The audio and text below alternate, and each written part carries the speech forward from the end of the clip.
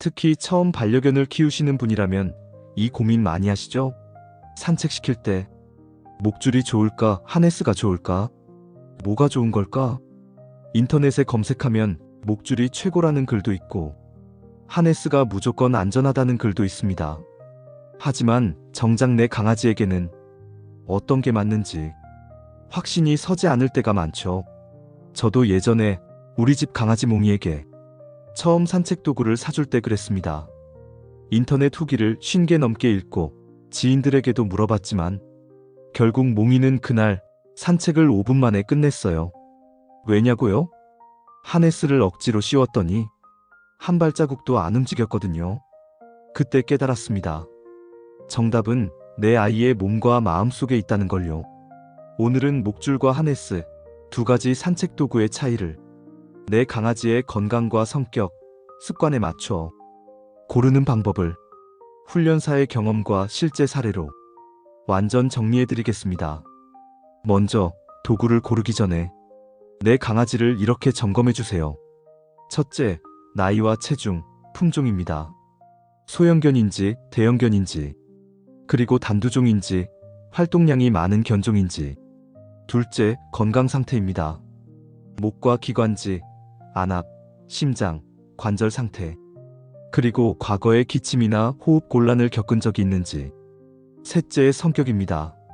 새로운 물건에 예민한지, 옷 입히는 걸 싫어하는지. 넷째, 산책 습관입니다.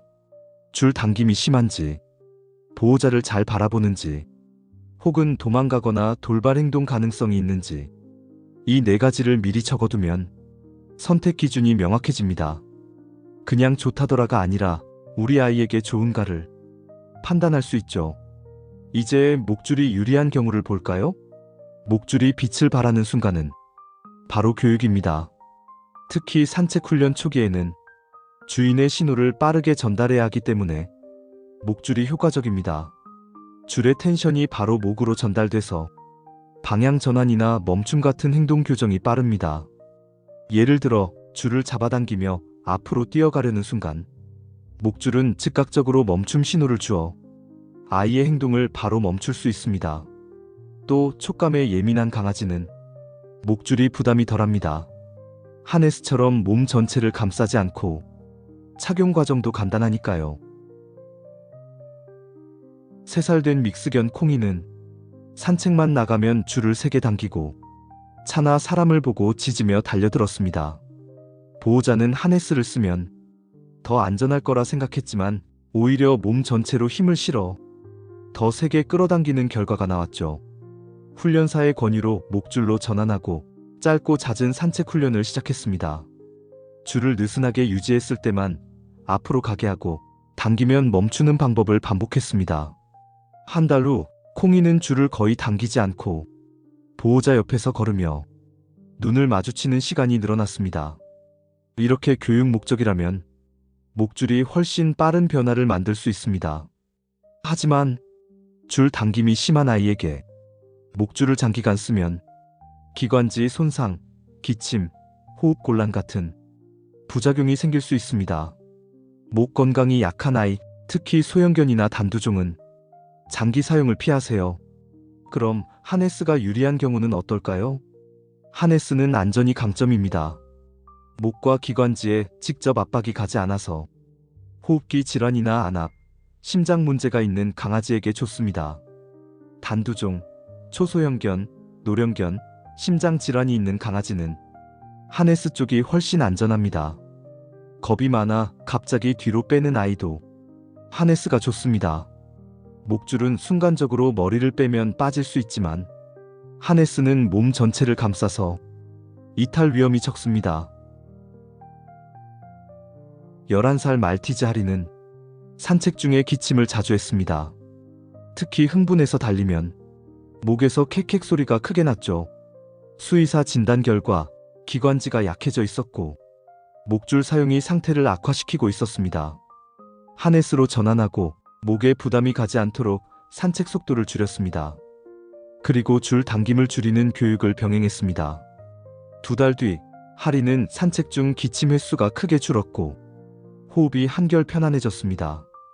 이처럼 건강 문제가 있는 아이는 하네스가 단순 선택이 아니라 필수 조건이 될 수 있습니다.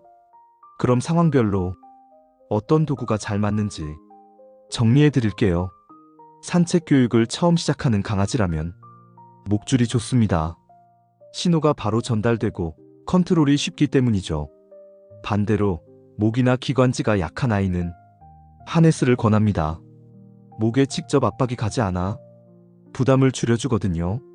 퍼그나 불독처럼 단두종인 경우에도 하네스가 더 안전합니다. 호흡기 구조를 보호해주기 때문입니다. 겁이 많거나 도망갈 가능성이 있는 강아지도 하네스가 유리해요. 몸 전체를 감싸서 쉽게 빠져나가지 못하니까요. 촉감에 예민한 아이는 하네스보다 목줄이 편합니다. 착용 면적이 작아 불편함이 덜하죠. 마지막으로 장시간 러닝이나 하이킹을 즐기는 강아지는 하네스가 더 좋습니다. 몸 전체로 힘을 분산시켜 피로를 줄여주기 때문이에요. 여기서 중요한 건 하나만 고집할 필요는 없다는 겁니다. 저는 이렇게 추천합니다. 짧고 교육 중심인 산책에는 목줄, 장거리 산책이나 하이킹에는 하네스. 이렇게 번갈아 쓰면 아이가 상황에 맞춰 편하게 움직이고 건강에도 부담이 덜 갑니다. 착용 적응 훈련도 중요합니다. 첫째, 도구를 강아지 앞에 두고 간식을 줍니다. 둘째, 목이나 앞발을 넣으면 옳지 하고 칭찬합니다. 셋째, 짧게 착용했다가 바로 벗겨줍니다. 넷째, 착용 시간을 서서히 늘립니다. 다섯째, 산책 전에 간식 보상과 함께 착용합니다. 보상은 행동 후 3초 이내에 주세요. 그래야 강아지가 이 행동이 좋은 거구나 하고 배웁니다. 도구를 고를 때는 재질과 계절, 환경도 고려하세요. 여름에는 통풍이 잘 되고 가벼운 재질, 밝은 색상으로 열 흡수를 줄이면 더 좋습니다. 겨울에는 보온이 가능한 패브릭과 리플렉터가 부착된 제품이 안전합니다. 비 오는 날은 방수 소재, 건조가 빠른 재질을 선택하세요. 밤 산책을 한다면 반사띠나 LED가 있는 제품이 필수입니다. 그리고 도구 선택 전에 건강 체크를 해주세요. 목기관지 엑스레이 촬영, 안압 검사, 관절과 심장 상태 확인, 수의사 상담 후에 도구를 선택하는 게 가장 안전합니다. 목줄은 교육과 컨트롤에 강점이 있고 하네스는 안전과 건강 보호에 유리합니다. 정답은 없습니다. 중요한 건 내 아이가 편안하고 안전한가입니다. 산책 도구를 고르는 건 단순한 쇼핑이 아닙니다. 그건 내 강아지와 더 오래, 더 행복하게 걷기 위한 첫걸음입니다. 목줄이든 하네스든 그 안에는 우리가 전하는 사랑과 신뢰가 담겨 있습니다. 멍심보감.